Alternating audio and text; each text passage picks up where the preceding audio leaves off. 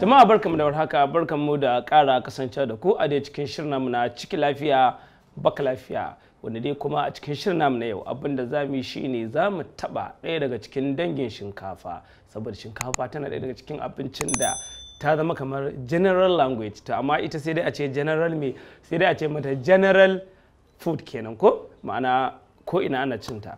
So shinkafa ana sarrafa ta kamar da muka muku alƙawari ta hanyoyi da dama. Yau in Allah ya da za mu yi ɗaya daga cikin abin da ake ce mata wato jollof rice, amma jollof ɗin me, jollof ɗin da aka bi mu a hankali, ko da baki da kuɗi mai yawa, ko da baki cefane mai yawa ba, illa iya wannan abin da kika sa zai bada ma'ana, zai bada ɗanɗano mai daɗi a cikin abincinki, musamman lokacin da ake cikin nishaɗi ko kuma ake cikin ɓacin rai, saboda abinci yana sa mutum ya ji wato ko da ransa ya ɓaci kaji kana cikin fara'a, in kuma wato kana fara'a sai ya ƙara ma farin ciki. To a bi mu a ganda za mu yi wannan shinkafa in Allah yarda, kamar da muka muku bayani. Shinkafa nan dai misali kina da shinkafa ki gwangwani biyu, to abinda za ki buƙaci ɗanɗanon ki, idan dunkule ne to guda 6, idan kuma cokalin shan shayi ne ɗan ƙaramin cokalin nan to cokali 6 shi ma ya riga ya wadatar. Sannan za ki amfani da mai, wani irin mai, man gyaɗa ko manja, duk wanda kika yi halatta. Wannan karan da man gyaɗa za mu yi amfani, inda za mu yi amfani da man gyaɗa cokali 8 wanda shine mahaɗinmu. Sannan za mu yi amfani da albasa mai lawashi, sannan za mu yi amfani da wato kamar yadda ake gani wannan shine tantakwashi. Tantakwashi yana da wani ruwa a cikin sa, wannan ruwan in aka yi shi a cikin jollof yana bada ma'ana. Sannan akwai daddawa wanda ita ma in aka sata a cikin wannan jollof din za ki ji yana bada light a bakin mai gidanki ko kuma duk wanda ya ci abincinki. A bi mu sannan a fahimci yadda za mu zuba ɗanɗano kamar da na yi bayani. Sai kuma garlic. Garlic kala-kala ce, akwai ɗanyar tafarnuwa, akwai kuma wato ta gari kenan. So wannan karan za mu yi amfani da ɗanyar tafarnuwa da attaruhu guda nawa, attaruhu guda 4 ame a shinkafa gwangwani nawa, muna magana ta gwangwani 2 ne ko, za a ga da za mu yi. Sannan kina buƙatar me, kina buƙatar koren wake kamar yadda ake gani, wannan koren wake ne ko.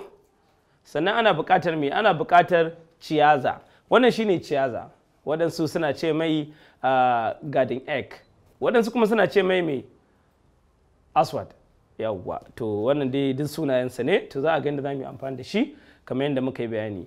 A bi mu a sannu a kalli yadda za mu haɗa wannan jollof ta wato mai ba da lafiya da kuma ma'ana yayin da uwar gida ko kuma wanda zai yi habzi da ita ya ci.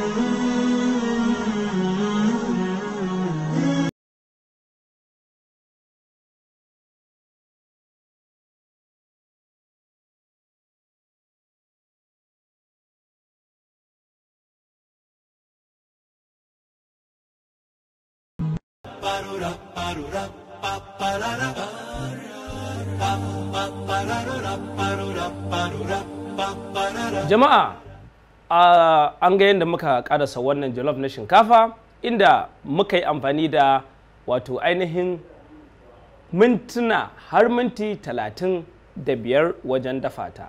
Kada a manta mun yi fiboiling ɗinta, ma'ana mun ɗan rage mata starch ɗin jikinta na tashin farko, inda tafasa ɗaya ce sai ki tace a kolanda, ma'ana a ɗan mataci kenan ko mana mataci za ki zo kuma ki zuba ta a gefe.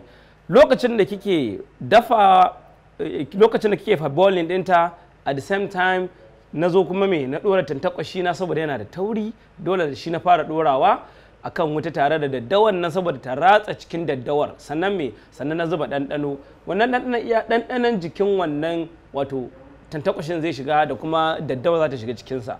Sannan lokaci ɗaya na zo na sa mai akan wuta a cikin tukunya kamar yadda aka gani, na zuba albasa, na zo na ɗauko me, na zo na ɗauko ainihin wato shinkafan nan bayan wannan ruwan ya tafasa kenan sai na zuba, sai na ɗauko wannan ruwan naman kamar yadda aka gani na zuba a ciki, sannan na zo na ƙara zuba ɗanɗanon da zai yi daidai tsakanin ya ratsa cikin jijiyar shinkafar. So wannan shine, sannan na ɗauko albasa mai lawashi, za a ga na yanka ta manya-manya ake yanka ta ba wai ƙanana ba, saboda haka na zo na zuba a ciki, sannan na zo na rufe. Yanzu kamar yadda ake gani ta riga ta yi,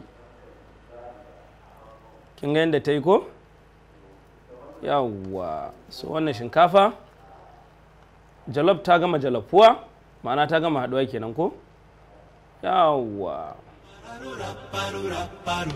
pa